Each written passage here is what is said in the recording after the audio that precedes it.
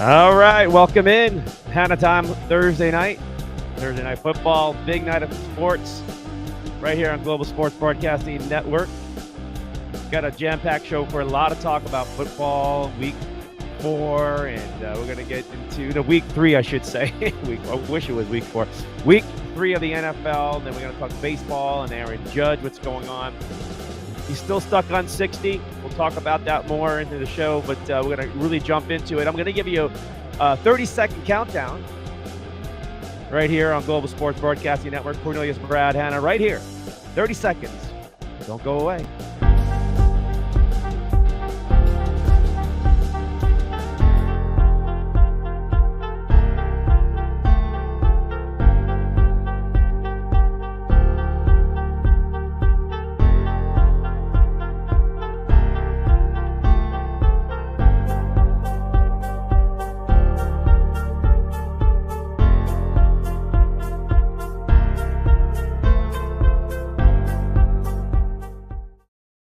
All right, welcome back to Hanna Time on a Thursday night. Big football night, big baseball night going on. The Aaron Judge watch is still going on. It's stuck at 60.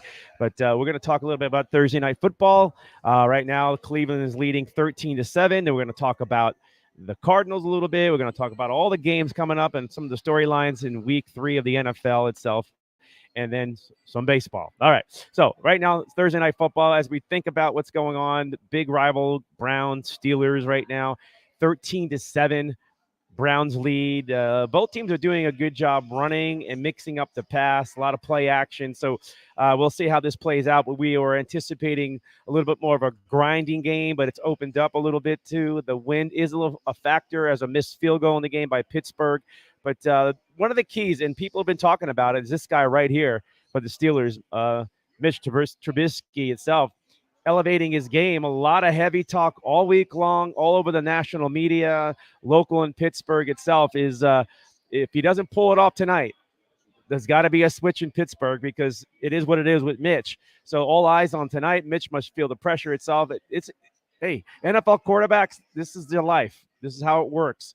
And we'll see how Pittsburgh handles it, win or lose tonight. But they got 7 points on the board. But Trubisky's off. He's got to lead this offense tonight for the Steelers. And not just for his career and the rest of the season about him, but for the Steelers. That offense has been stale. They need some oomph behind it. They have no running game because of it. And the passing game is not opened up. We're going to watch more tonight. So far, so good. Things have opened up for the Pittsburgh Steelers and the Cleveland Browns. When you talk about the Cleveland Browns, it's this guy right here. Nick Chubb is already having a big game in the first quarter, a couple of big runs, leading them into the area where a lot of play action. So the Browns leading 13-7, a lot with their running game, but they're also finding Amari Cooper, the wide receiver. It's a couple of big catches too. And Jacoby Brissett looks good. He looks very comfortable. The Steelers pass rush is not the same with that TJ Watt. So this is a game that we don't know how it's going to finish, but most likely in the NFL, every game goes down to one possession, right? So here's another one. Primetime games so far in the NFL, primetime games like tonight, the underdog covers. So right now it covers at 6-1. So far this is the 8th game. So out of the 7 so far primetime games, the underdog has covered. Tonight, Pittsburgh is a 4.5-point underdog. Right now, they're down by 6. We'll see how this plays out. Check this one out, too. All right, moving on right now. Let's see. If you're a Cleveland Brown fan, all right, let me pop that off. If you're a Cleveland Brown fan, right, and you're looking at something here, I'm trying to get that off the screen for you. If I can, try this one. How about that one? There we go. If you're a Cleveland Brown fan, okay, and this is pretty funny itself when you think about it and you want to talk about it too. The Browns fans have a good time before the game and after the game. Actually, right here is a photograph with, I don't know what you want to call this. This is this is a massage table with a happy ending. They got the big famous poster behind that with I don't know, you want to call it this famous adult model who's in the background. They're having a good time in Cleveland itself after last week's debacle loss with about a minute and 27 seconds left in the game. I need to show you that because it's kind of funny itself with this massage table with the mannequin on it with a nice electrifying mountain on him. All right, more about the Steelers too in this game. If the Steelers defense with that pass rush has to come down to guys like Highsmith and so forth. A big watch tonight is the Steelers pass rush able to disrupt more.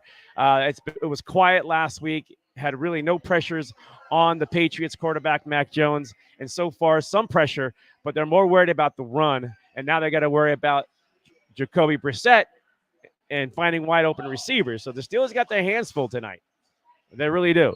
All right. So with that being said, as we're watching Aaron Judge right now, Aaron Judge is about 2 batters away. We'll get into the Aaron Judge storyline momentarily, but I do want to pop in something here about the story and the video that we've watched so far right here. It's really challenging to see what really happened after the game with Cliff Kingsbury calling out that this guy should be arrested who slapped his quarterback in the face and kicked out. Now more videos come out showing that it did look like it was done purposely. Right? At first, the videos didn't quite show it and looked like a lot of people grabbing Kyler Murray and things like that. So there's a still shot of it.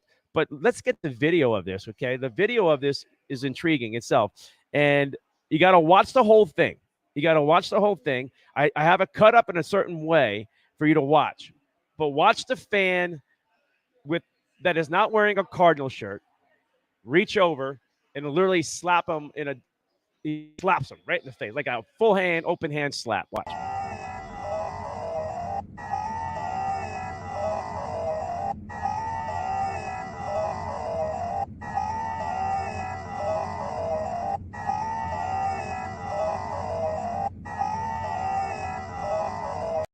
Like it was more malicious to be done, and hopefully the NFL can find this person, but you don't do that. But how often do we see fans and players interact and fans getting a little too close and too much? It was a tough loss. I'm sure the Cardinal fans really got under the skin of the Raider fans in that stadium with that big comeback itself. As I'm watching all the games right now, we got baseball, we got the football game on, but that was a really great video shot, and that's the evidence that they're all talking about. And they got a clear shot. If you can see it again, watch. You can see the.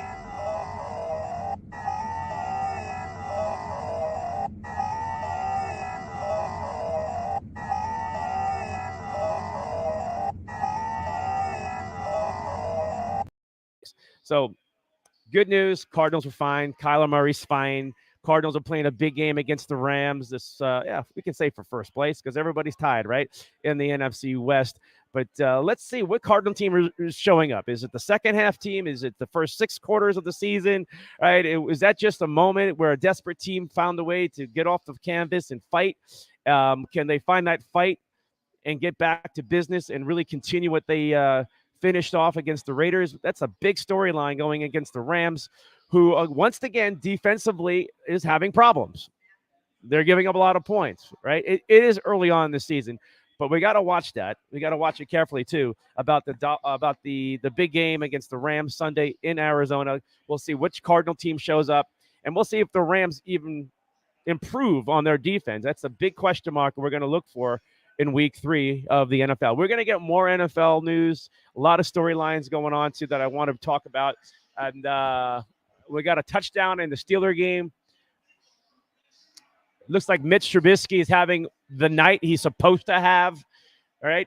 He just threw a touchdown pass. So right now Pittsburgh is tied 13-13, and they got an extra point. Wait, now they may want to review it. Let's see. They're going to show this. He's in. It's like one of those knee jobs at the goal line, okay? All right, so we're looking at the game from here up close. JJ's Grub Shack here in East Mesa, Arizona. But the Steelers are in the end zone or about to score if they review that, and we'll see what happens further notice to self. All right, as we're keeping an eye on the Aaron Judge monitor, history in the making there. Let's roll. Let's roll through this, guys. All right. Look.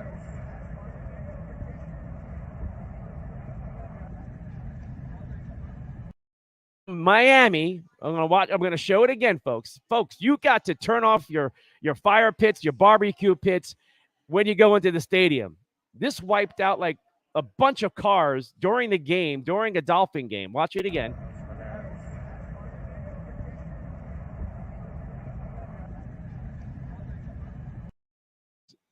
And you come out and your car is toasted and you had nothing to do with it. This was really a hard one for fans. But fans, you got to watch yourself. It was another video here.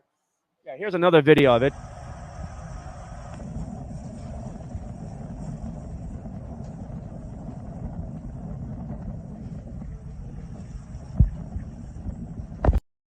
Forgot to turn off the grill when they walked into the stadium. Guys, anywhere in the NFL fans, you NFL fans, you got to be safe, man. You have to be safe. Now, you want to think about another video. I got to show you this video. This is, let's see. Yeah, I got to show you this video. Okay, this is from this past weekend. It's in Miami. It's the same stadium, but it's the Miami Hurricanes. The Miami Hurricanes playing a college game, big game. But watch the cat.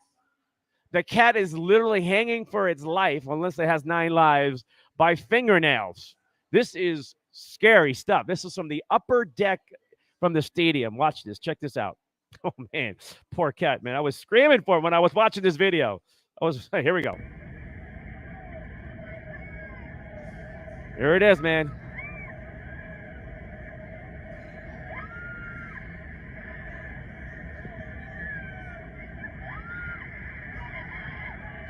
Whoa. How about that?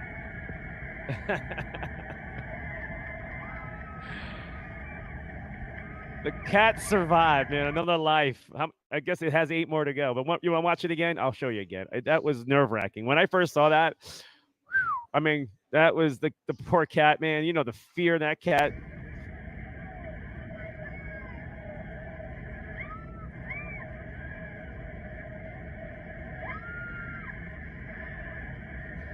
Poor cat, scared.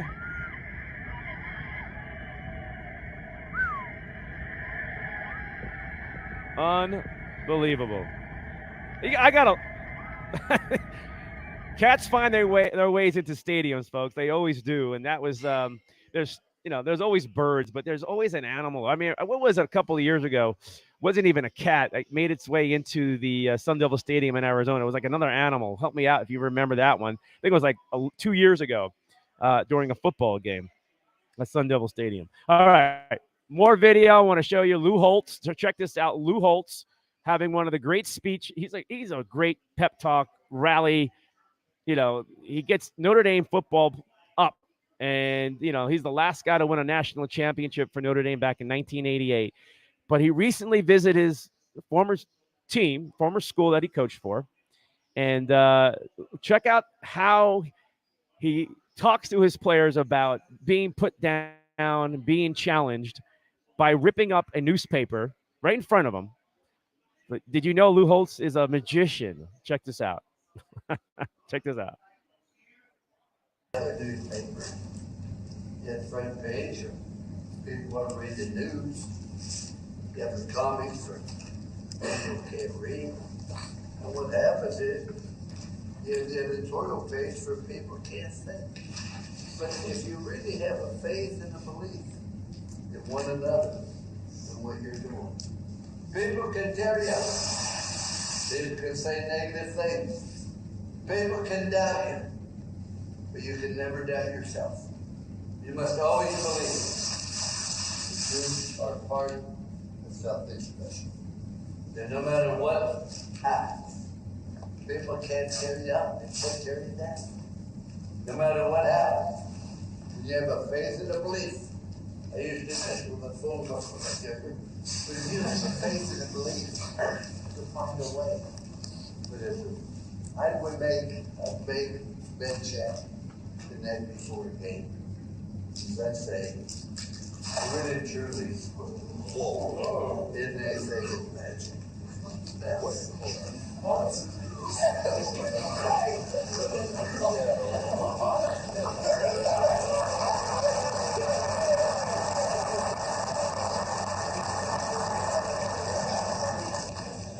But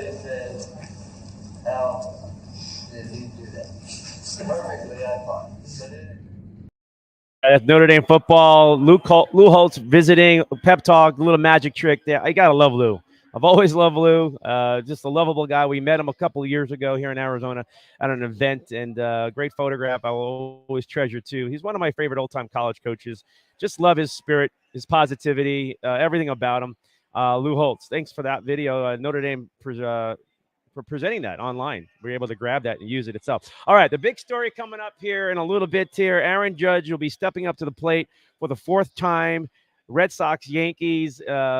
Aaron Judge has yet to really get a couple of swings. Since last night, he has been walked. He's walked twice already in this game. He struck out, but he has about 3 swings in his last 4 at bats. So it's really not going as planned for the Yankee fans in New York right now. But we'll keep an eye on it as we're approaching as the Red Sox are up. So once we find out when Judge is up, we'll get into the storyline of Aaron Judge as we're watching the Steelers now lead the Browns 14-3. The Browns missed an extra point. The Steelers missed the field goal. The wind is a factor, gusting up to 40, 50 miles per hour, an average of 11 or 19 miles per hour right now is showing. So we'll keep an eye on that as they're coming up. The Browns have the ball. All right. Let's look more into it. More football news right now. I want to talk about this. Cardinal fans, you are part of something last week that was unique. You were part of that great comeback. But you were the trilogy of what Sunday football last week was about. The Jets, their great comeback against the Browns. They were down by 30-17 with like a minute and 27 seconds to go, whatever it was. The Dolphins down by like 4 touchdowns. Crazy. That was an amazing comeback. Then your Cardinals, the Cardinal fans itself, down in the second half, looked like they were dead out of dead. Like out of all these 3 games with those great comebacks, the Cardinals were the most dead team in their game, and then somehow woke up and just steamrolled it, scoring 26 straight points or something like that. So awesome job. But thinking about this going into week 3, Cardinal fans, do not do this, because this is the old fat lady sings too soon when you're in Las Vegas. You saw the video, you saw the camera shots of it too. I saw the guy was having a good time with his lady friends there, but a little too early, way too early. And I just love the fact that fans too soon, maybe they don't even understand how the game is played. This is probably a guy who doesn't even understand football that much, that he celebrated way too soon. And I'm sure he's enjoying the popularity of getting all this on social media, and I'm sure the girls love it. But if you look at the guy in the background with the sunglasses, he's like envying something here, but only in Vegas. Only in Vegas, right? They're always popping something. All right, NFL news coming into week 3. I'm going to read this to you. I'm going to pop it on the screen. Check this out. Okay. Baltimore Ravens. I got to get that one off the screen for you right there. I'm going to get this. Let's get that off the screen. All right. Baltimore Ravens became the first NFL team in 12 years to lose a game in which they led by 21 or more points in the fourth quarter. From 2011 to 2022, teams were 711-0, never leading when leading by 21 points in the fourth quarter. Nobody's ever lost a game since 2011. 711 games. That's historic stuff right there. But the Ravens, you are busted. You are busted. All right. More news about the NFL from week 3 itself going into it. How about this? Christian Kirk, former Cardinal, multi-millionaire, 4-year guy, deal with a $72 million contract, having a great season. And Jacksonville looks like a team that is not as bad as it used to be, right? They got more offense, and a lot has to do with Christian Kirk, who has never earned a 1,000-yard season, is off to a great start. The former Cardinal, now Jaguar, has 197 yards, 2 touchdowns on 12 catches in his first 2 games with the Jacksonville Jaguars. Got to say it, but he got the money, and he's earning it, and he's given the Jags what they wanted and what they expected. So good for him, and good for the Kirk family too. All right, more news around the NFL. The Jimmy G Garoppolo storyline. I don't know what the Niners were thinking. Why they even thought about the Trey Lance, I don't know what the heck was going on, but Garoppolo was the most stable thing you can put in there, and you were trying to prove something with Trey Lance. He did get hurt. Still don't know if he would have grown into a nice quarterback, but it wasn't going well when he was playing. But here's the stat for you with Garoppolo. All right. Under Shanahan, his coach, 9-26 in games without Jimmy G as the quarterback, as the starting quarterback. When Jimmy G is in the game, 20 games over 500. The 49ers are 20 games over 500 when Jimmy G is the starter for the 49ers. He's missed one throw in the Super Bowl or maybe two, that most fans are just trying to rip him on. But last year's he was at the conference game was not on him in the conference game itself, and could have won it if the defense had played better too, if you think about it. But Jimmy G is for real, folks. You want to rip on him, but the Niners don't win without him. And for whatever reason, they were trying to prove a point, but Trey was ready. Miscalculation big time. Jimmy G, you stick with the guy, okay? And now you need a backup because Trey Lance is out for the year with that ankle. All right. More news around the NFL. We'll get into it in a little bit. Coming up around 7:15. So we got plenty of time for that with Mark Mancini itself. The Red Sox are in a rally mode right now, so we're still waiting for the Yankees to get up. They're up 4-3. Yeah, 4-3 in the seventh inning, the Red Sox. So when Aaron Judge does get up, we'll bring that to you. But in the meantime, let's talk about Aaron Judge, and let's talk about the MVP season that he's having. Let's talk about maybe one of the greatest baseball seasons a player has ever done offensively in the history of a game. It's definitely debatable now. If he finishes strong and he finishes with the batting championship, that means he's a Triple Crown winner because nobody's going to catch him in the other categories.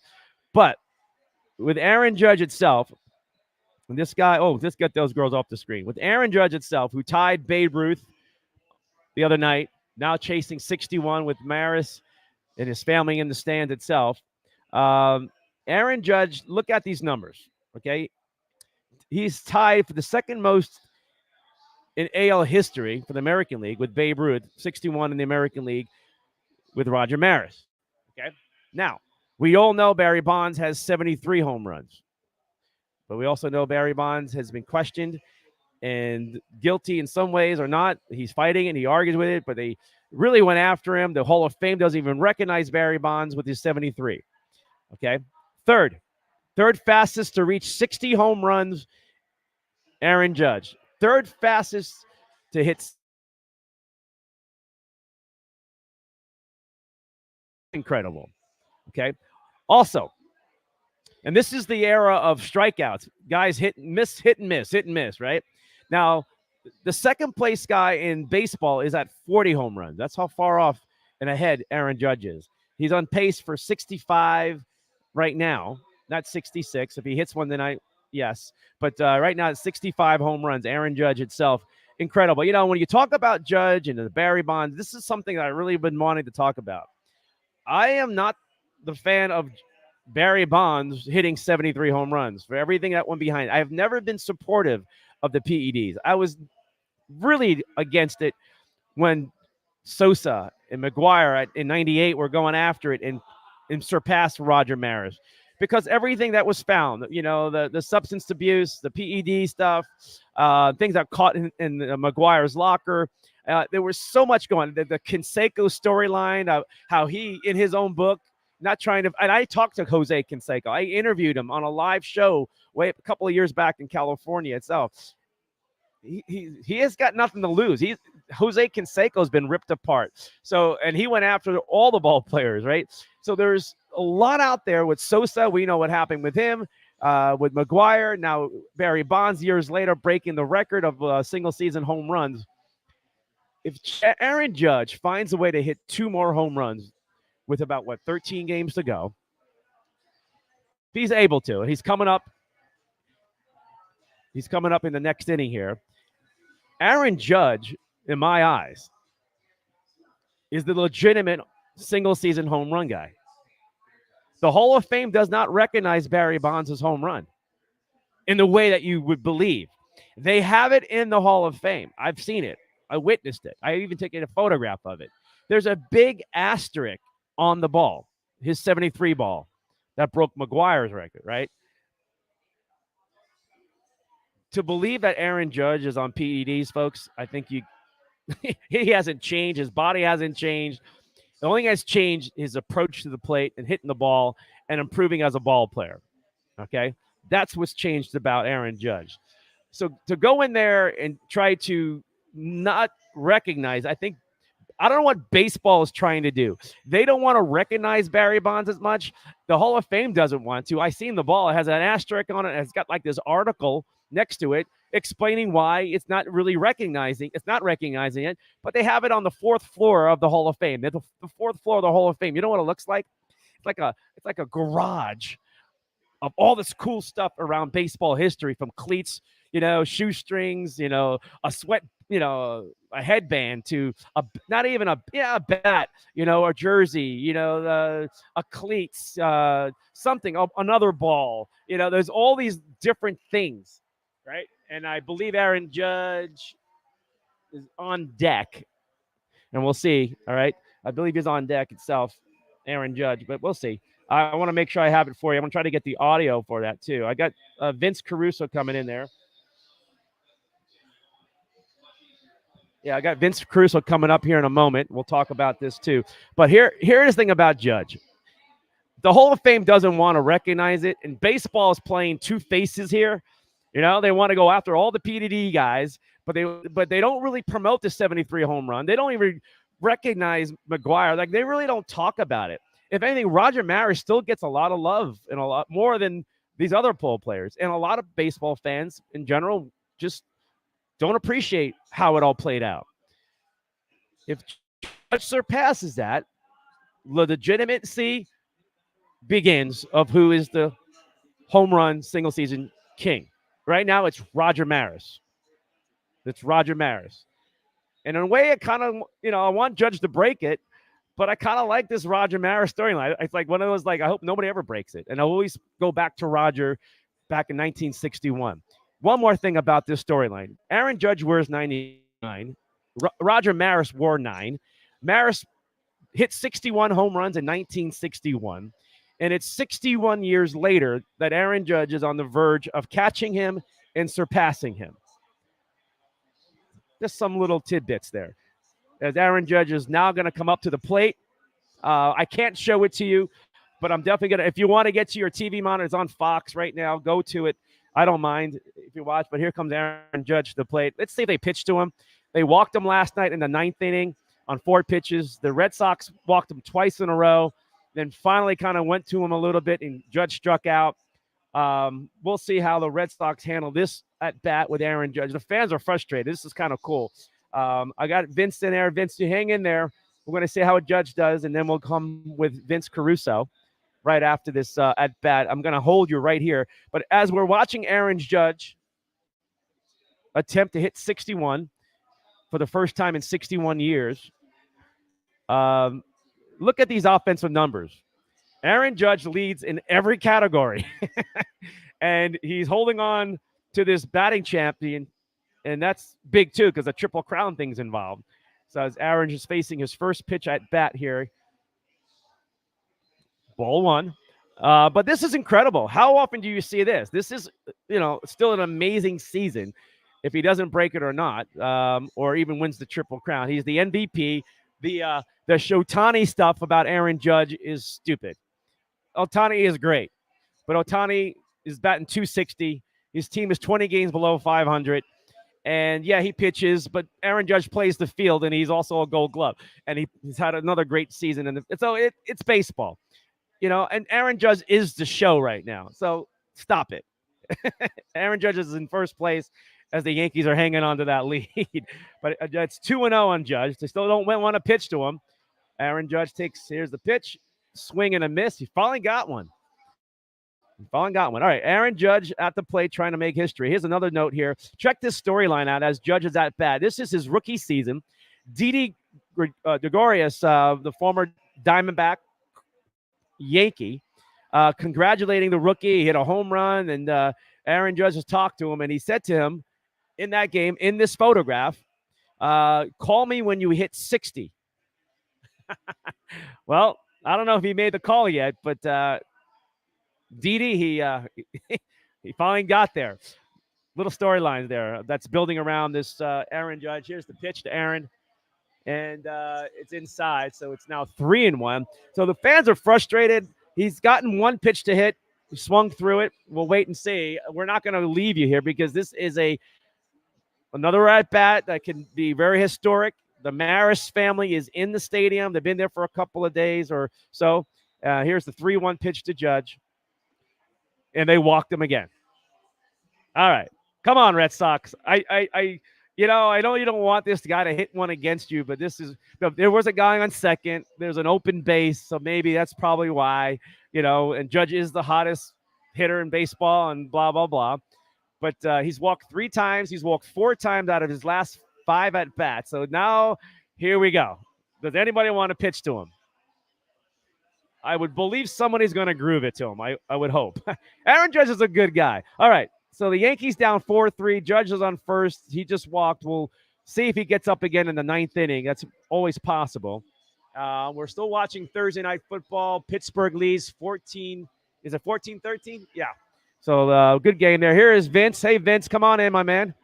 Brad Hanna, my man. It's Hanna time. It's Hanna time. I got the Boston hat on. You know I do. I thought it was a Boston. It was a Bruin hat. UCLA. No. This is the All-Star. This is the All-Star hat here. Yeah.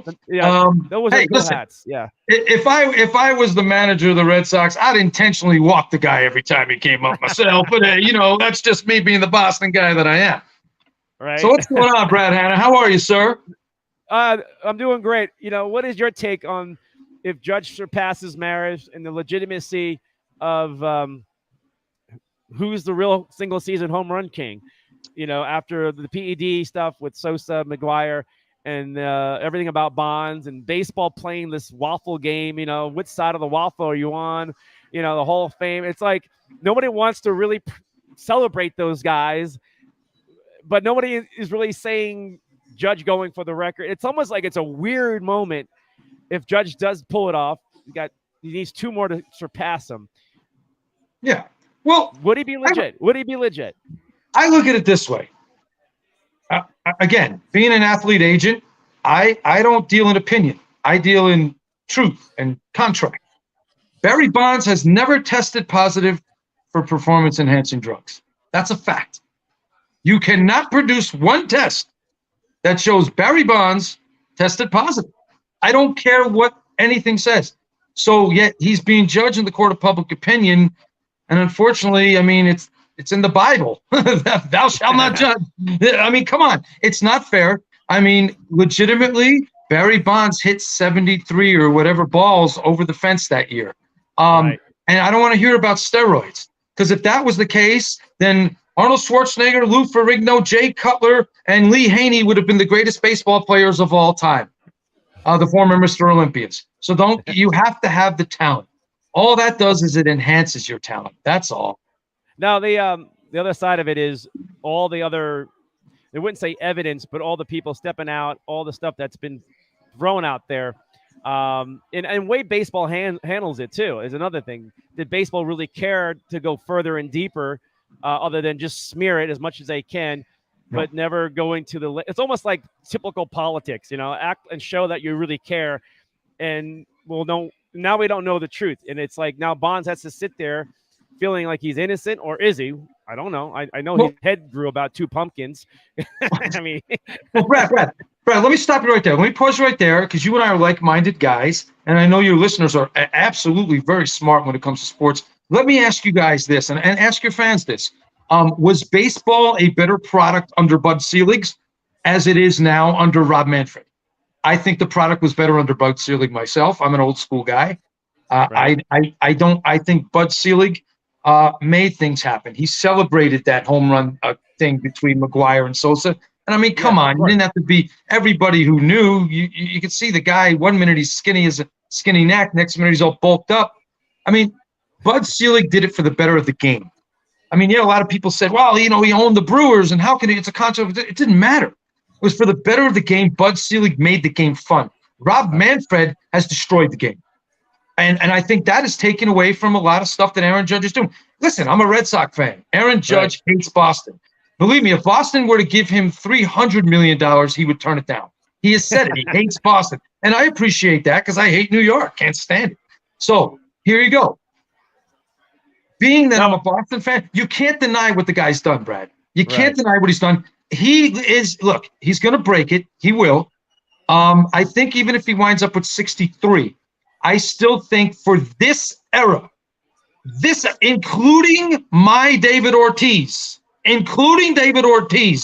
I think Aaron Judge is the premier home run hitter of this generation. Absolutely.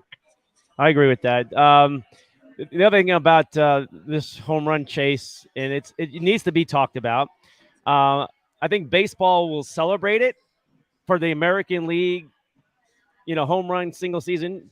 They will never mention overall because they're going to put themselves in a debate they don't want to go near. This day was going to happen sooner or later. Somebody was going to get close again, and now here we are. Only 6 players have ever hit 60 home runs in one season. Ruth, Judge, Maris, Sosa, McGuire, and Bond. Who I think was Brad, who should have been on that list? And you're going to laugh at me, and please don't. You want to talk about a guy who undeniably never took PEDs. Who? Cecil Fielder. Cecil Fielder hit 52 home runs in 1991. Remember with the Tigers, he made that big run?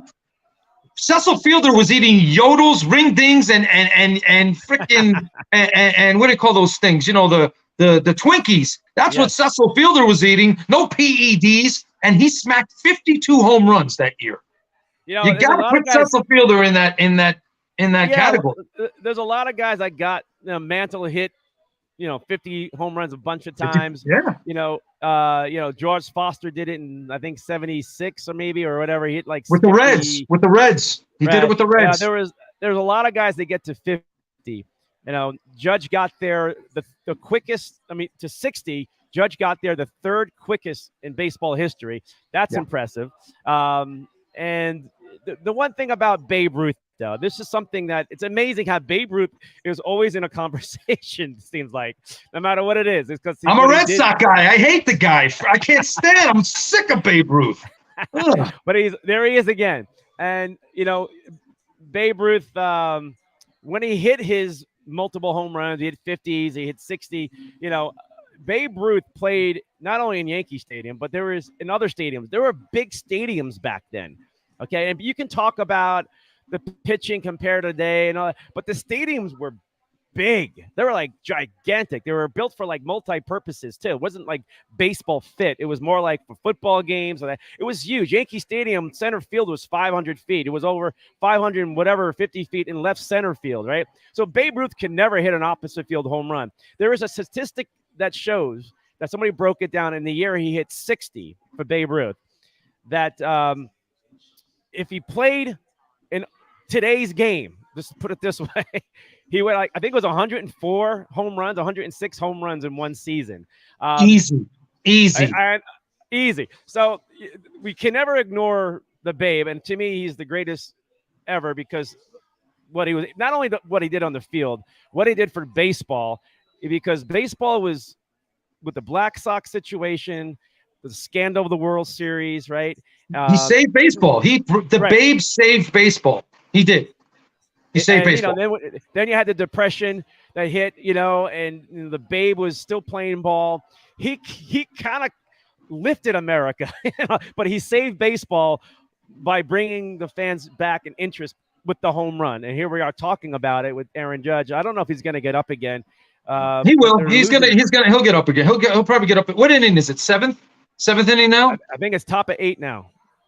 Listen, the Red Sox pitching is so bad. Trust me, they'll hit around. He'll bet. Red Sox have the worst. Listen, don't even get me started about the Red Sox. Worst front office in history. Hey, real quick, do we have time to talk about the Cardinal game? I told you about the Raider Cardinal game. What did I tell you? Those guys are an exciting bunch, man. And I was so impressed, Brad. I was so impressed with the resiliency of Arizona. Vin, this is Vegas at its best. They celebrated too early. I don't have the video, but I have the photo. This guy's in the end zone with like three of his babes. I don't know what he is, if he's but they're popping like, $1,000 bottles of champagne here. And this is when the score was 23-7. Look at the screen. It's with 1:38 to go in the third quarter. They're popping champagne. You don't pop champagne. That's not the end of the game, right? The fat lady didn't sing.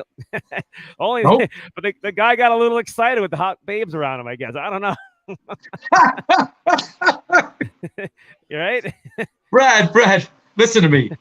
I got to tell you, I watched that game with at least 1,000 Raider fans. Wow. And I'm a Raider fan. You know that. I'm a Raider fan. I know you are. Been a Raider fan since the 70s. But what did I tell you last week? I am excited about this Cardinals team. You and I have talked in depth about the talent. Yeah. I mean, they got to work the free agency, though, and build that depth. They got to build that depth. I know we got some guys coming back, but they got to build that depth, man. I was so impressed with they never said die in the desert in Vegas. They never did. They played every single minute of that game. I just hope that they can translate that against the Rams this weekend. And the storyline is, I want to, what team's showing up? Is it the first 6 quarters of the season, or is it the last 2 quarters and overtime that showed up? And there's got to be a middle ground. The other part is, too, we got to go back to week 1 when they were just flat. And I had Louis Sharp on the show, and he was talking about preseason and how you don't play anybody, and this is what you're going to get. And it's almost like it took 6 quarters, what they should have done that in the preseason to be ready for game 1. And finally, everything started juicing up and connecting, everything started electrifying, and somehow they pulled off the win. Yeah. I'm just hoping that maybe that's translate. Well, listen, we could say the same thing about Robert Saleh and the New York Jets after what they just pulled off in Cleveland. Oh, yeah. Yes. But if you look at that game compared to the Cardinals game, it was almost like the Cardinals were a prize fighter, and they were investing in the body. They knew they were going to eat a couple punches for the first 2, but they were investing in the body. Where I think the Jets got real lucky with Nick Chubb running in and giving them all that time, like the Patriots gave the Giants the time in Indianapolis in the Super Bowl. That's right. No, when you talk about that, that's a good point. Now, what the Cardinals went through that game was not just steamrolling the Raiders. The Cardinals shot themselves in the foot. Penalties, near interceptions, drop ball. It was just like they kept on, they had a 4th and goal, never came away with any points, and it was like, that was their chance right there. Now, but no, they fought back like a big champion fighter in a big fight that you're in. You're going to get hit. You're bloody already. You've been bloody the whole game because you'd be getting your butt kicked, but now you're fighting. You got Baraga in there, right? And you're throwing punches, and you get hit again, and you may even get knocked down, right? On that 4th and goal, you don't score, right? But you get back up because you have 4 more rounds, and it's not over yet, right? And they knocked them out. They knocked out the Raiders in overtime. They got their chance late in the fight. So good analogy. That's how it was. I got to tell you, hey, Brad, something I was thinking about in Vegas when I got back, I wanted to run by you. I got to tell you, I know you said that this is a big test for the Cardinals players this week, but in my opinion, and I really want to get you as a like-minded guy, I think this is more of a test of Cliff Kingsbury as a head coach. Because, hey, when you come off of a victory like that, man, you have to be a great motivator and head coach to keep that energy level up here. I agree. You know who was great at that? You know who was excellent at that? Jeff Van Gundy for the New York Knicks. Remember Jeff Van Gundy when his job was on the line? They were talking about bringing in Phil Jackson. Jeff Van Gundy kept that level up here. That he said, I'm keeping the level up here. Coaches have to bring that out. So this is a big test for Cliff Kingsbury this week. Absolutely. All right. So Troy Landrum. Hey, Troy, I'm sorry. I just saw this right here. Troy says they had 20 people with those bottles spraying champagne all over the security and everything, these Raider fans in that third quarter. So it wasn't just, how many ladies were there? Were there like 4 guys and about 16 ladies. 3 guys and like tons of ladies in the whole thing. After Olympic Gardens was there, I guess. I don't know. Now we know where Brad Hanna. Hey, Brad Hanna just told on himself. Now we know where CPH goes when he's in Vegas. Well, I used to live there, and I used to work for the sports radio network there. But my Olympic Garden story was funny because I was downstairs, and downstairs Olympic Garden, it's the ladies dancing, you know, and so I was like, why is everybody coming from upstairs, like the staircase? Everybody's coming down. I'm like, and there are ladies coming down. I'm like, what's going on up there, right? So I go up there and I'm hearing loud noises and everything. I'm like, wow. Get closer, and it's wild in there. All right, and it's a stage, this long stage, right? And there's guys. It's the male review. It's the male dancers up there for the ladies. So I got the ladies up, you know, looking at the guys, and the guys downstairs looking at the ladies, or whoever, you know, if you're liking both. But I look closer, I see this dude, and I'm like, holy crap, that's my friend. He's one of the dancers.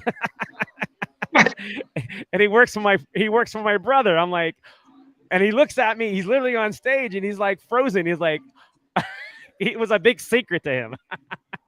It was a moment. It was a funny moment. So he like, as long as he wasn't waiting for you to put $1 in his G-string, I think you're okay. I think you're all right with that one, sir. So anyway, that was an Olympic Garden moment. Olympic Garden. All right. Here's some numbers for NFL week. Let me see here. I got some time. I got about 20 more minutes before Mancini comes on. All right. Last but not least here, let's look about the Jacksonville Jaguars. They're 1-1, entering the week leading the AFC South. They also lead the NFL in takeaways ratio. They're a +5 heading into week 3. So they go against the Chargers in LA, where they faced Los Angeles on Sunday on an afternoon game itself. That's one tidbit. I'm going to give you another one for you too. I'm just going to roll through them here. All right. Did you know that Lovie Smith, the Houston Texans, are 0-1-1? They face their former team, Lovie Smith, the Chicago Bears. Remember? Did the NFL really have this lined up just right? Everything's calculated, right? I'm not quite sure how many people are going to get excited for the Bears in the Houston game, but we'll see what happens with Lovie Smith. Here's another one for you. Spotlight team matchups of the week. We got the Rams and Cardinals for sure. The 1-1 tie for the NFC West division lead. The Rams are tied for the NFL lead with 7 takeaways, but their defense is giving up a lot of points. The game is at 4:25 on Fox. They're going to travel to play the Cardinals, who have only 1 giveaway, which is the fewest in the NFL. So the Cardinals, even though that's been a rough start with their offense and then it showed up a little bit in the second half, right? They only given the ball up one time, that one interception that you saw that Kyler Murray gave up. So good news for the Cardinals. They're going up against a team that likes to take the ball away. So something's got to break there, and that is Sunday. I'll be at the game for sure, and I'm looking forward to that. Another one here around the NFL from these key matchups, alive and well. The Detroit Lions, the New York Giants, the Jacksonville Jaguars, and the New York Jets. You can throw in the Arizona Cardinals, the way they've been playing, have an opportunity to start 2-1. These 4 teams, like the first 4 teams I mentioned, 2-1 or better. This has not happened in 21 years with these 4 teams. The last time these 4 teams had finished the previous season with 4 or fewer wins rebounded following season to win at least 2 of their first 3 games. Hopefully one of them can find their second win. This is back in 2001 when this last happened in the NFL: Atlanta, Cincinnati, Cleveland, and San Diego Chargers. So Detroit, New York Giants, and Jets, and Jacksonville Jaguars can finally do something since 2001. All right. More news around the NFL. Spotlight individual matchup. Since the Dolphins got Xavier Howard in the 2016 draft, on Sunday, he'll be up against one of the best, Stephon Diggs of the Buffalo Bills. A great matchup. Bills-Dolphins, both teams undefeated. And great matchup. This is a great, not only team matchup, but individual matchup when you have Howard against Diggs going one-on-one, cornerback against a wide receiver.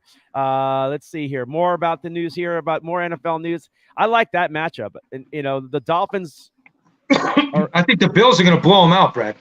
Tell me why. I honestly, you really want. This Bills team. No, listen, Brad. This Bills team reminds me of the '99 Vikings, man.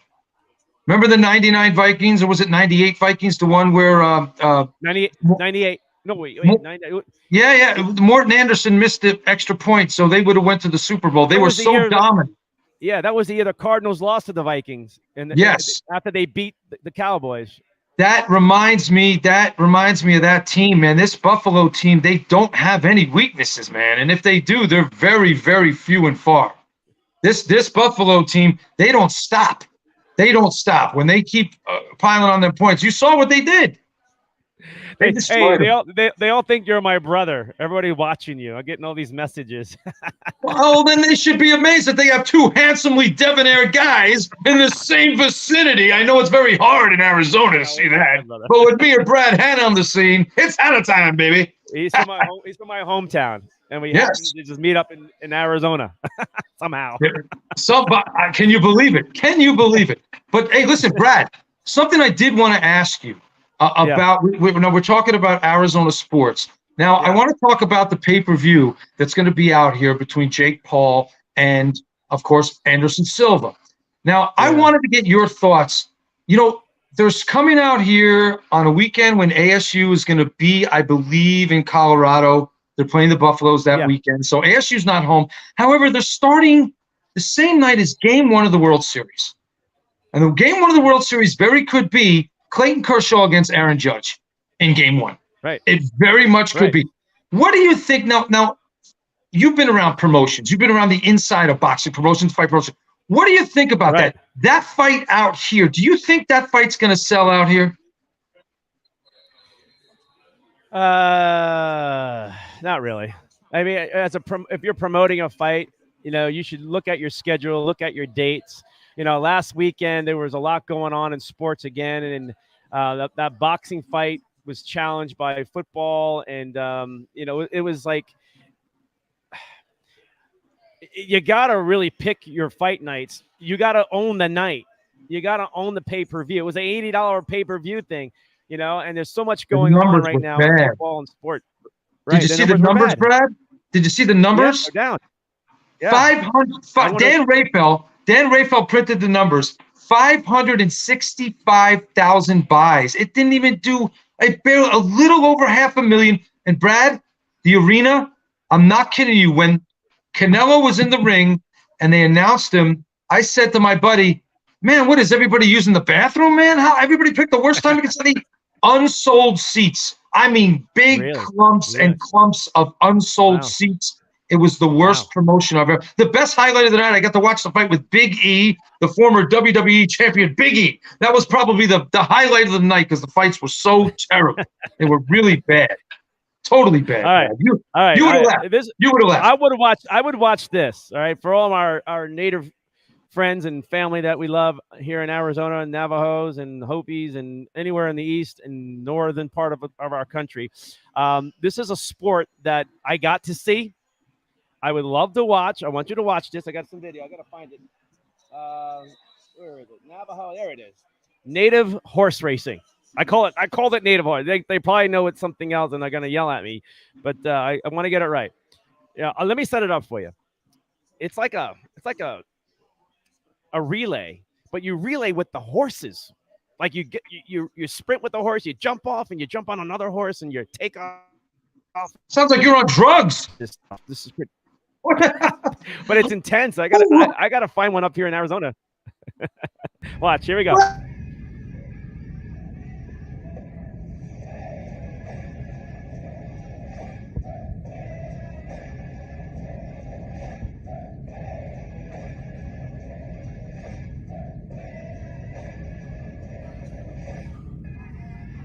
I love this.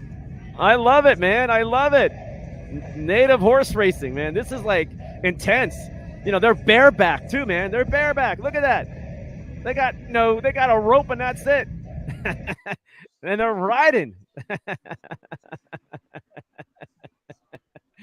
Anyway.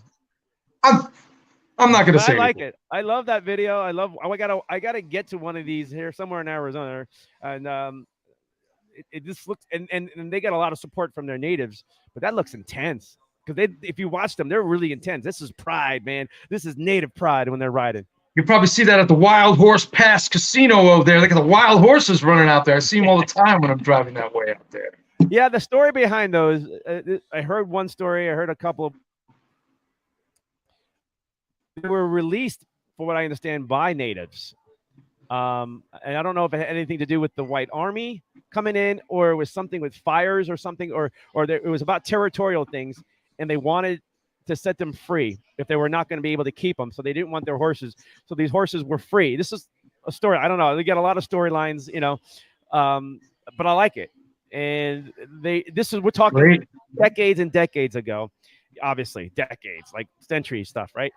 So anyway, they just multiplied over the years, and they just lived wild, these horses, and they still stayed around the waters and the rivers and the lakes here around the Phoenix area. And it's a beautiful thing to watch if you ever get a chance. It's so beautiful. When you drive down the 347, when you go down to the casino, I see them all the time. You see a big dust cloud. Man, it's like watching a 38 special video from back in the day, man. I'm like, whoa, dude, that is so cool. Hey, all right. one more topic. Ahead. Do we have time before Mancini gets on? How much time do we have before? I got about 10 more minutes. I know we're touching on all Arizona sports, which, by the way, I love that because this is very comprehensive when you do your show. I do want to touch something a lot of people aren't talking about. I'm very excited for the Coyotes. New arena. I mean, Tempe. I don't have to go way out to Glendale anymore. I mean, I think it's great for Tempe. I think it's going to be great for the tourist market. I'm very excited. I think we're going to start seeing sellout games. What do you think? Oh, they'll sell them out. The ticket prices are like way high because it's like a 5,000, 7,000 feet arena, right? Because it's where the ASU hockey team has their home games. So the goal is to get that big arena built right there on the lake. There's some land. There's no land left in Arizona, in Tempe, by the way. And there's this land that is like west of Tempe Lake going towards like Priest Road, I think it is, or something like that. And there's this one land area that's available, and they're going after it. And they're going to build like this big entertainment center and like multi stuff going on and whatever.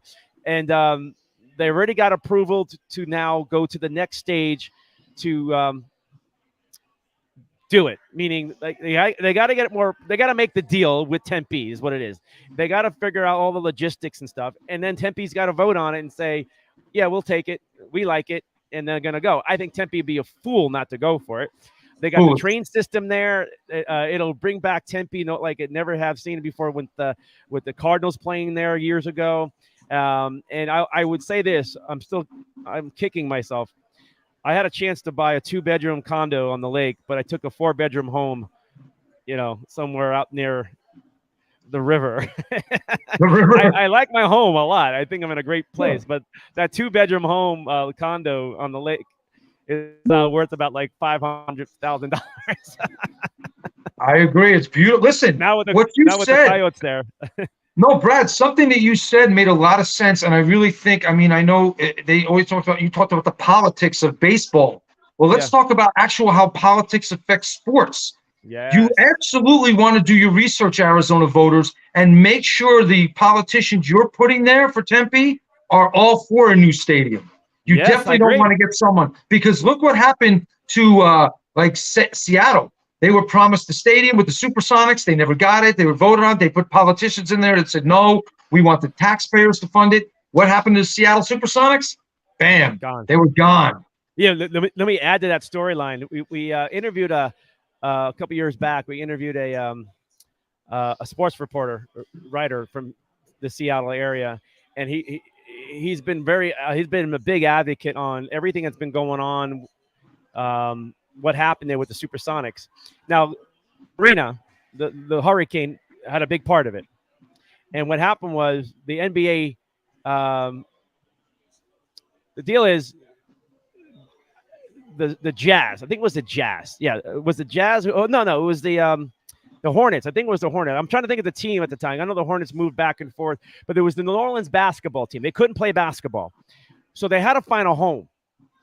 And the whoever it was that owned the one in Oklahoma City offered his place. So they moved the basketball games there.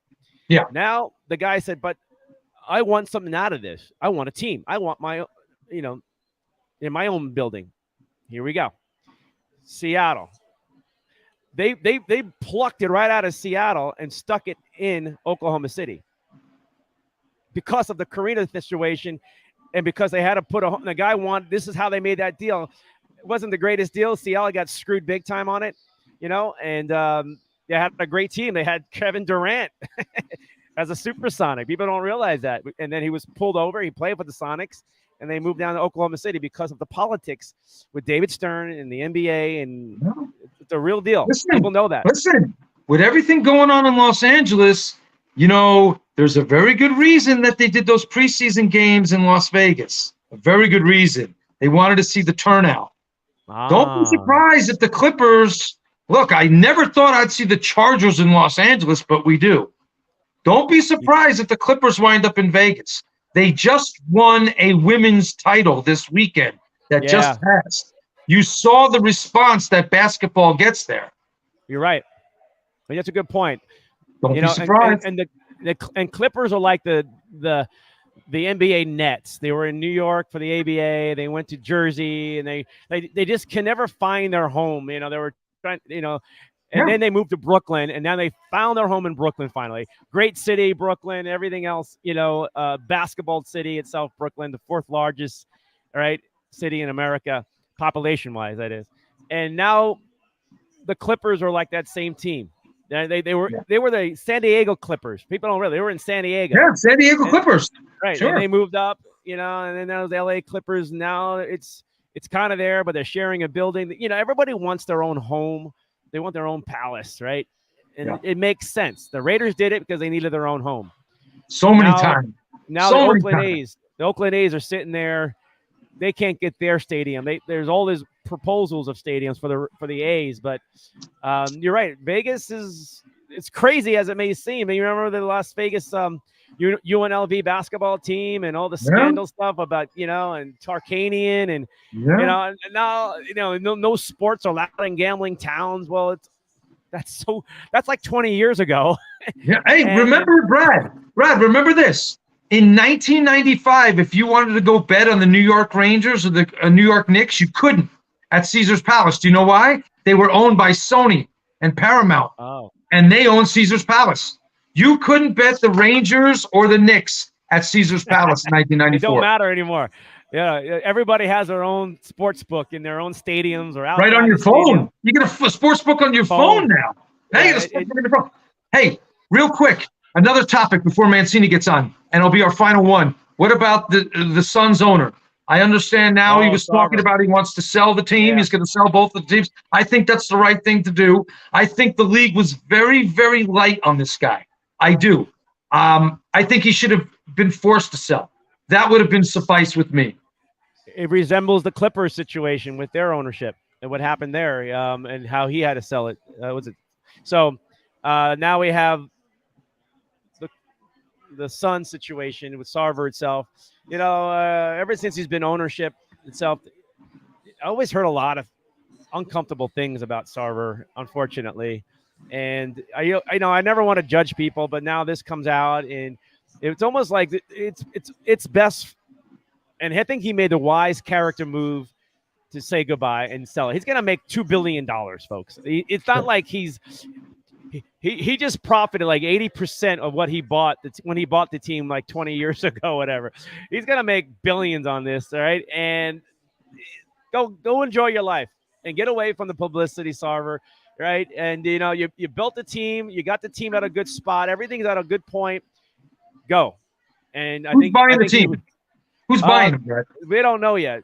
Jeff Bezos from Amazon is putting his name in the hat. It's got to be a guy who can pay billions. Remember that. You got to have billions in your pocket to do this. This is like showing off your hot girlfriend. This is like showing off. I'd like to see Bezos. I'd like to see Bezos as an owner. Believe it or not, listen, I think Bezos would be a good owner. If you know the man and you overlook the greedy part and all that other stuff, the man will spend money to put a good product out there. Mm-hmm. He will absolutely. Phoenix will compete against the Lakers. And I mean, when I say compete, I mean those superstars are going to want to come here before they go to LA. I guarantee you that. I'm because waiting for that. Hey, and cost of living. Cost of living here, Brad. He may be that kind of owner that really is attractive to the fans, the fan base. That's a good point. I mean, to the players. I'm sorry, to the players. The Dodgers of now going to the playoffs 4 times. If they make the World Series again, it's because of one guy, Magic Johnson. When Magic Johnson became part of the ownership, they started spending money. They did not spend money before. Look who they brought in: Trey Turner, Max Scherzer, Freddie Freeman. I mean, the list is insane. Yeah, they're behind the Mets. The Mets are the most spending team, and they went out and plucked Scherzer away from the Dodgers. So the Mets, they're in the playoffs. The Dodgers in the playoffs. The Yankees are there also. No matter how much you put a tax on a baseball, football, whatever it is that you're going to penalize a team, in baseball, it is. Yeah. If you got the money, you got the billions, it's not really hurting them that much. It depends on the ownership if they want to be stingy or not. That's why Aaron Judge is going to get that contract. The Yankees, they'll be foolish to let him walk away. I don't think he's going to end up on the Yankees, buddy. I think if the Yankees win the World Series, Aaron Judge walks. Watch what I say. Why? If the Yankees win the World Series, the Los Angeles Angels are going to part ways with Mike Trout. They have new owners. Mike Trout is gone. Mike Trout is gone. Ohtani, his contract's up after next season, so they got more problems. They're going to clean house. LA is going to have a lot of money, bud. And when you got the Dodgers and the Padres with all those superstars to contend with, you need a big cheese. Aaron Judge will be the big man on campus in LA. Big man on campus.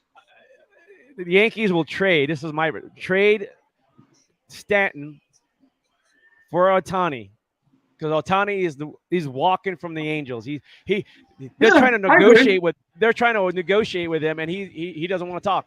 Ohtani wants to be in New York. Ohtani wants to be in New York because the Japanese population and there's so much Japanese business in New York City.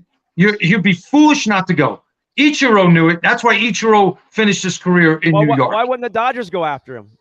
The Dodgers are going to free up some money. Turner. Dodgers with Judge? You talking about Dodgers with Aaron Judge or Ohtani? A possibility. Ohtani and Judge could be possible. Believe me, got money to spend. Dodgers have money to spend. They absolutely will. I think the Yankees, honestly, if they're going to keep him, they're going to have to make some moves, man. They're going to just have to make some. I think, who I think is going to end up on the Yankees? You ready for this one, Brad? Uh-oh. I think Xander Bogaerts ends up on the Yankees. And that's when I burn his jersey. That's when I burn his jersey. But yeah, he's going to end up on the Yankees. If he does it, if Judge does walk, Bogaerts is the listen. We signed Story away from the Yankees, and that pissed them off. If anything, we did him a favor because Story sucks. So what they're going to do is the writing's on the wall. Why do you think Xander wears number 2? He's a Jeter guy. He loves Jeter. Xander Bogaerts right now, guess what? If Aaron Judge doesn't win the Triple Crown, guess whose fault it's going to be? Xander Bogaerts. He's tied for the average with him. I think Xander Bogaerts fits in New York. I hate to say it. It breaks my heart. But Xander Bogaerts fits in New York. He does. He fits in New York. He doesn't fit in Los Angeles. He fits in New York. The only reason why he fits is only because he's a great player. But anybody can use a great player. But he's played on the big stage, and he's not rattled on the big stage. He's that's how you determine greatness, is when the great ones are able to produce on the big stage itself. And Bogaerts has been doing that, playing big game after big game. So the spotlight is not going to bother him, and those are the kind of players that I look for. He'll do good. Listen, he'll do good in New York because New York has the lineup. The fans will embrace him. I mean, look, they're embracing Andrew Benintendi, and he played for the Sox. So, I mean, I think he's going to go there. I see it on the wall. If anything, Red Sox have to fire their front office because they're the worst front office. Listen to me, the worst front office in professional sports right now. The worst, hands down. All right, we're should be arrested for treason. Arrested for treason. Bottom of the 8th. Runner on second. How many outs? 1 out. Yankees are down 1. And I think Judge is a couple of batters away from getting another opportunity itself. So it will get interesting if Judge gets up because the game could be tight. It could be a 4-3 game. Do you want to walk the tie and run to the base, or like it's one of those They better scenarios. pitch to him. They better pitch to him. I think that's cowardice if they don't pitch to him. They walked him 3 times. They walked him three times. That's unacceptable. If I was the coach, I know I joked around. I said I'd intentional. If I was that skipper, I'd say, listen, you throw it. Randy Myers was great. Remember the old reliever Randy Myers? He was great at that. He would throw it right down the middle and challenge you. 100 miles an hour, right down the middle. That's what I want. Challenge him, man. Challenge him. All right, one more thing here before I let you go. I got Mancini popping on, and I'm just looking at the screen here. Okay, all right. I want to say hi to Alex, Tracy, Christine, Rolando. Hey, Rolando, Brian, Casper Manfredi, Dave Hoffman, who says high roller, free tickets, nut fans. Oh, at the Raider game. El Boogie in the house. Who else is in here? Let's see. Dave says Babe Ruth.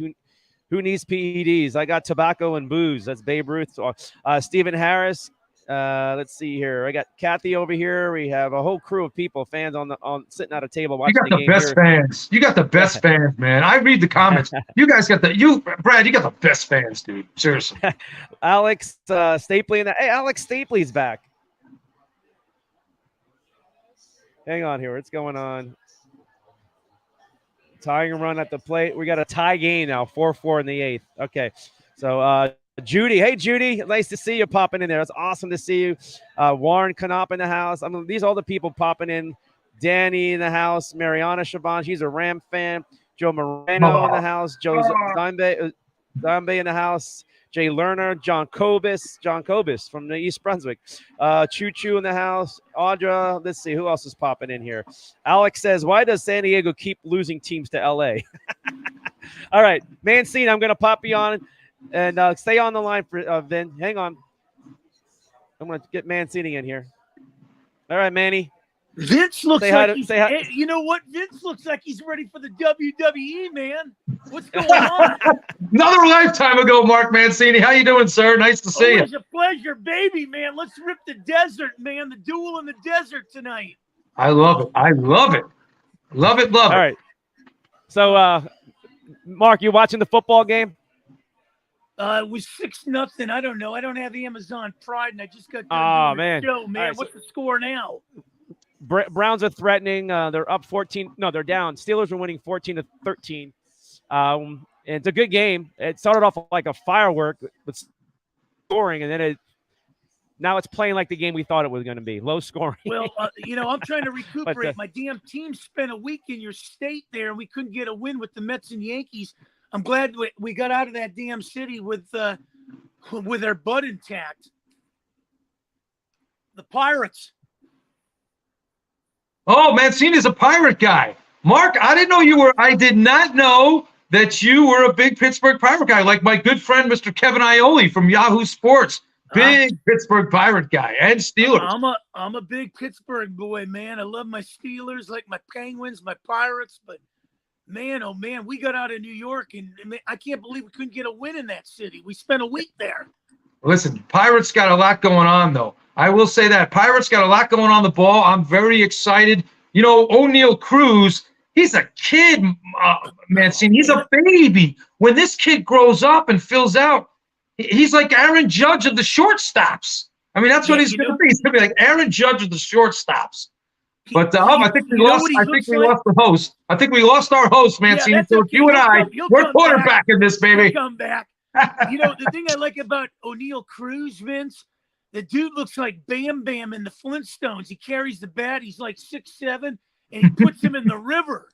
Yeah, he's incredible. You think back to the Pirates, whether you go back to Frank Tavares or Foley, Tim Foley, they've never really had that power hitting shortstop. This is a position that really he could become, and I don't want to reach here, but he could become what Cal Ripken was to the Orioles. O'Neal could become to the Pirates if they build around him the right way. Yeah, I think they have 6 rookies in that lineup. I'm blessed enough to do a show with Tarek Brock, the first base coach, each and every week. But yeah, they're building. They're about 2 years out.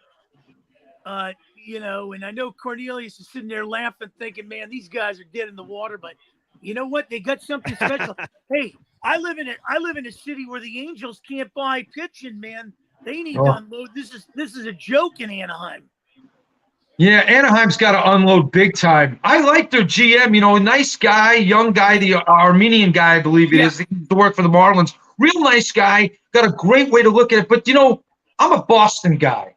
And the young GMs, we have a guy named Chaim Bloom who came from Tampa, and he has destroyed our team. He has literally destroyed the Red Sox by draft. I mean, how many light-hitting second basemen can we draft now? That's all we draft is feather hitting. But the Pirates have Ben Cherington, who I like a lot.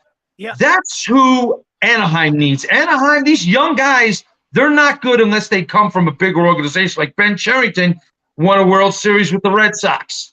Yeah, blessed enough to work with Theo Epstein when he was a media relations director in San Diego. Yeah, one of the greatest GMs ever, and right now does not have a job. I've been pushing the Red Sox nonstop, get rid of Bloom and bring Theo Epstein back, and you put Jason Varitek behind the desk, in there, and you got a winner. But I think Anaheim, and I was talking about this with Brad before you came on, you know, they got new ownership. Artie Moreno is out. You know, they got new owners are coming in. They have to do a complete – you got Kurt Suzuki retiring, 17 years, Kurt Suzuki retiring. You got to do a whole overhaul of that team. You're in a market with the Padres, and you're in the market with the L.A. Dodgers. You got to keep up, man. Well, let me tell you something. I'm the most hated guy in Los Angeles with the Dodgers and the Rams, and the definition of insanity is doing the same thing over and over again. If the Dodgers get bounced, which I think will be the second week of October, who are they going to bring? Another Freddie Freeman, a Max Scherzer in here? Every year, they need to fire Andrew Friedman. That's the guy that needs to go here. You know, I just got my ticket today. Tickets went on sale. I got game one of the NLCS. And my buddy said, wait a minute, why do you want the C? I says, well, I think that, you know, I got news for you. If they draw Milwaukee in the first round, there might not be an NLCS if they get Milwaukee in the NLDS, because I think Milwaukee is peaking at the right time.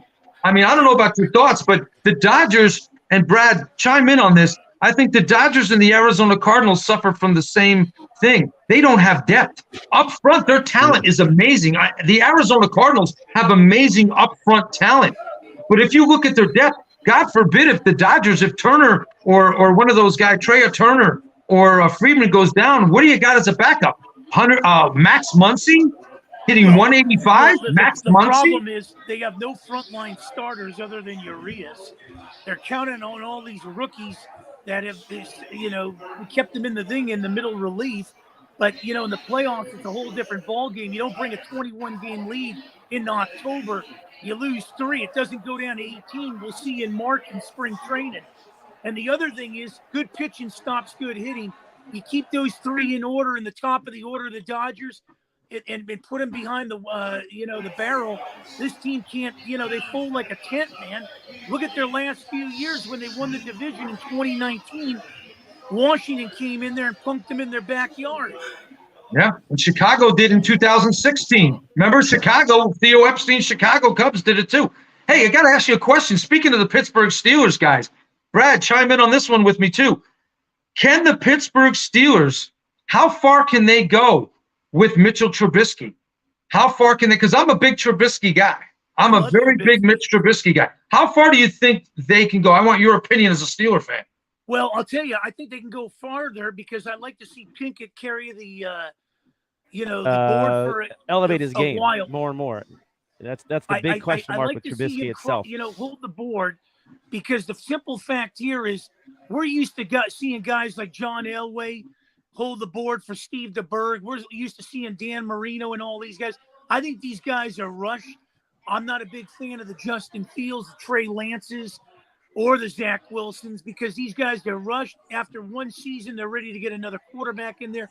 Trubinsky's done a good job when he got out of Chicago. He learned under Josh Allen. Now he's in Pittsburgh. He'll learn under Tomlin there. Give it to Pinkett next year. I think the Steeler offense, the big problem there, that defense is going to keep them in games. Is the defense good enough to get them to the Super Bowl? Hey, guys. Brad, what do you think of that? All right. Yeah, I'm cutting it in and out a little bit. We got a little droppage on the stream here and there. So we're going to try to keep it short here to the bottom of the hour, Mancini, okay? But, the only way that the Steelers can actually elevate it comes from the quarterback position, but also Matt Canada, the offensive coordinator, who's getting a lot of heat this week about his play calling. Tonight, they opened it up more. They got more people involved, but they have to grow from that. That's the only way they're running game. The reason why they call it because nobody cares about the passing game. Everything is 5 yards, 10 yards, so they can stop the run and the short pass. So it doesn't really show Trubisky's abilities and getting the best out of him if you're going to suffocate him with the offense like that.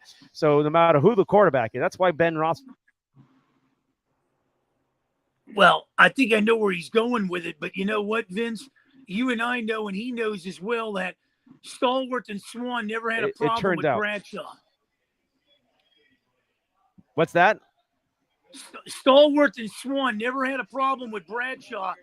You know, and I think the league has changed with this. These guys, it's kind of like that Keyshawn Johnson mentality. Just give me the damn ball.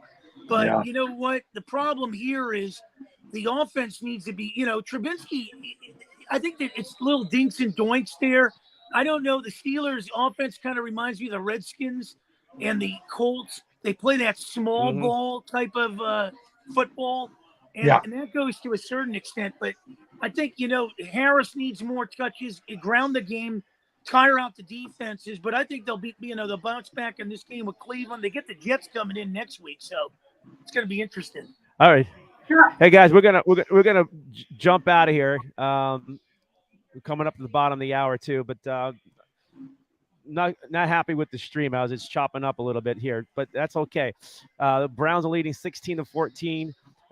Good game. It's building up. We're going to go watch the game now and finish it off on Thursday Night Football.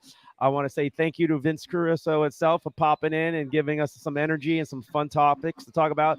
Mancini, man, I know it's only but man, you still brought it no matter what. And well, I love you guys, man. It's a duel in the desert, man. This show's like the Philadelphia show, man. We do. I know, but there's no show on Sunday. I'll be at the game, so we'll do a Cardinal post game after the game, but by Monday morning. So we'll pop that in there. I'm going to try to sneak in that Cardinal game post game show. But other than that, it's next Thursday right here for another game. Yeah. Monday Night Football, Cowboys and Giants, and we may be invited back here to do a Giant Cowboy Monday night game. We'll have to wait and see. Yeah, thank you to JJ's, by the way. Thank you so much, JJ's Grub Shack in East Mesa. Baby. Thank you for having Hanna Time, baby. That's classic, man. JJ's Grub. You're classic, Vince and Cornelius. Hey. Take the Lambs down. I'm going to be covering the Redbirds and the Dodgers, man.